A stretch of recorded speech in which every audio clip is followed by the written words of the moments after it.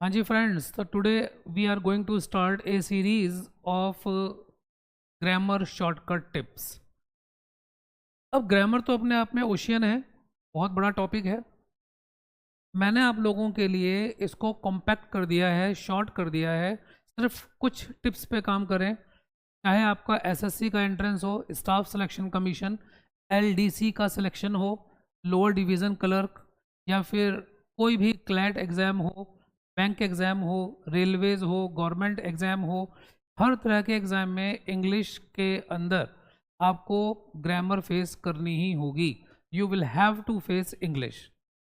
अब इंग्लिश में कई बार बड़े ट्रिकी क्वेश्चंस आते हैं और स्टूडेंट्स बड़े कंफ्यूज हो जाते हैं। आपको लगता है कि ये तो बहुत इजी, हम कर ही लेंगे, लेकिन when exam starts you get confuse. In order to remove those clouds and to settle out those cobwebs, I have started a series. तो आज की सीरीज में हम बात कर रहे हैं ग्रामर के कुछ शॉर्टकट्स की। वो शॉर्टकट्स क्या हैं? कुछ वर्ड्स बता रहा हूँ मैं आपको, जैसे कि information, furniture, luggage, advice. Please do not forget ADVICE, ये आपका नाउन है। आपको मालूम है 40% स्टूडेंट्स इस बात को नहीं जानते कि what is difference between advice and advise. ADVICE ये आपका नाउन है, ADVISE ये आपका वर्ब है। तो यहां मैं बात कर रहा हूं नाउन की, advice. Scenery, poetry, news, knowledge, these words are uncountable. इनके साथ कभी भी आपको एस नहीं लगाना है। अब एंट्रेंस में क्या मिस्टेक मिलती है? इंफॉर्मेशंस, फर्नीचर्स, लगेजेस, एडवाइसेस, इस तरह से आपको देखने को मिलेगा।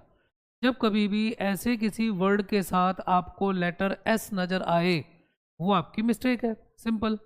अब आप सोचेंगे, अगर मुझे इंफॉर्मेशन को लिखना है एज ए प्लूरल, तो हम कैसे लिखेंगे? बहुत सिंपल है, पीसीस ऑफ इंफॉर्मेशन कर सकते हैं। पीसीस ऑफ इंफॉर्मेशन से आपका वर्ड हो जाएगा प्लूरल, लेकिन इंफॉर्मेशन यूज नहीं करेंगे, पोएट्रीज यूज नहीं करेंगे। Clear? First point. Number 2,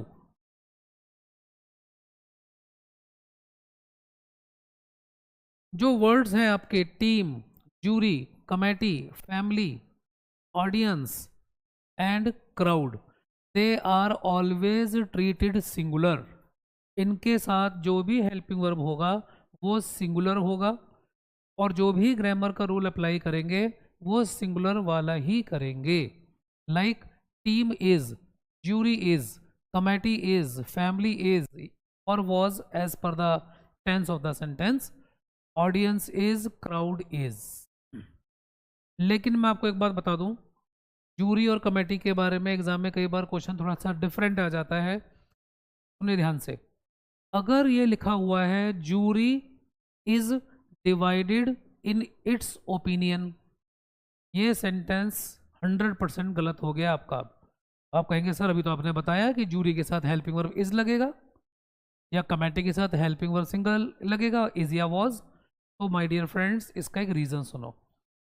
whenever any jury, whenever any committee or any organization is unanimous, किसी भी डिसीजन को लेकर के, किसी भी पॉइंट को लेकर के अगर वो यूनानिमस हैं, टुगेदर हैं, एकजुट हैं, only in that case it will be considered single.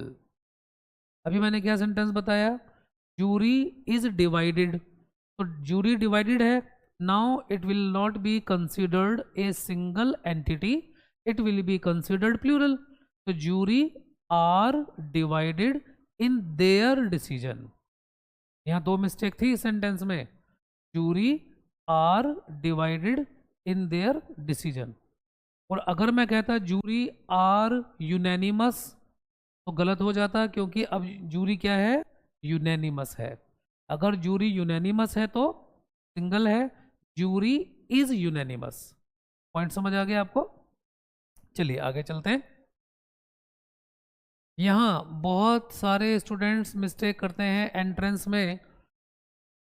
As per my experience, जब भी मैंने एंट्रेंस में ये क्वेश्चन डिस्कस किया बच्चों से क्लास के टाइम पर, तो 80% बच्चों ने मिस्टेक की। अपोस्ट्रोफ एस कितना ही कॉमन वर्ड है, लेकिन एक बात ध्यान रखिएगा, कभी भी नॉन लिविंग थिंग्स के साथ अपोस्ट्रोफ एस नहीं लगाते, और एंट्रेंस में ये जरूर पूछते हैं वो आपसे। The chairs leg is broken, अगर मैं यहाँ ये लिख देता हूँ चेयर्स लेग इज ब्रोकन, तो sentence sounds correct but actually it is incorrect, क्योंकि चेयर इज नॉन लिविंग, और कभी भी नॉन लिविंग के साथ आप अपोस्ट्रोफ एस नहीं लगाएंगे, क्या लगाएंगे, ऑफ लगाएंगे, लेग ऑफ चेयर,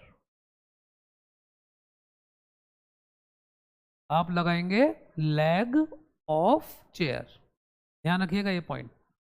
तो अपोस्ट्रोफ एस कहाँ लगेगा, सिर्फ लिविंग बीइंग के साथ, नॉन लिविंग के साथ ऑफ लगाएंगे। Clear?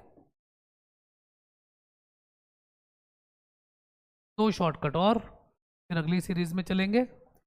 Certain nouns are always followed by specific preposition, यहाँ जो मैंने वर्ड्स लिखे हैं, I have filtered out those words, most of the time in the exam these words are discussed, object और objection to, यानी कि जहां पर भी ऑब्जेक्शन वर्ड आ गया उसके साथ टू लगाएंगे ही लगाएंगे।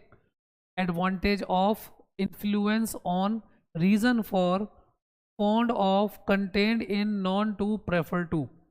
वैसे तो और भी बहुत सारे वर्ड हैं, contained in, disgusted with, agree with, लेकिन ये वो वर्ड हैं जो जनरली आपके एंट्रेंस में पूछे जाते हैं, आपको इन पे फोकस करना है। और वर्ड्स लाइक ईच, एवरी, इधर, निदर, इसको आप आइदर नाइदर भी पढ़ सकते हैं, और वन, ये हमेशा अपने सिंगुलर नाउन और सिंगुलर वर्ब के साथ ही आएंगे। सर समझ नहीं आया आपने क्या बोला? इसका मतलब ये है फ्रेंड्स, ईच और एवरी के बाद आइदर और नाइदर या इधर और निदर या वन के बाद जो भी हेल्पिंग वर्ब लगेगा, जो भी वर्ब लगेगी, जो भी नाउन लगेगा, वो सिंगुलर होगा। एग्जाम्पल दे दो एक, ठीक है एग्जाम्पल दे देते हैं। Each boy, every girl, either he or you, neither he nor she, one can do this job. जब कभी भी ऐसे कोई वर्ड आएंगे तो जो उनका वर्ब होगा वो सिंगुलर होगा। हाँ एक बात ध्यान रखिएगा, अगर मैं कहता हूं ईच ऑफ द बॉय तो वो गलत हो जाएगा। अगर आप इनके बाद यूज कर रहे हैं of the, either of the girls, neither of the girls, every of the boys, each of the boys, तब आपको प्लूरल लगाना है। Otherwise each girl, every boy, ये आपको फॉलो कर रहे हैं सिंगल के साथ। तो ये आपके कुछ ग्रामर के शॉर्टकट हैं जिनको आपको ध्यान रखना है, और आपके एंट्रेंस में ये आपके लिए यूजफुल होंगे। Got it friends? कोई शक? तो see you in the next video with new tips. Bye bye.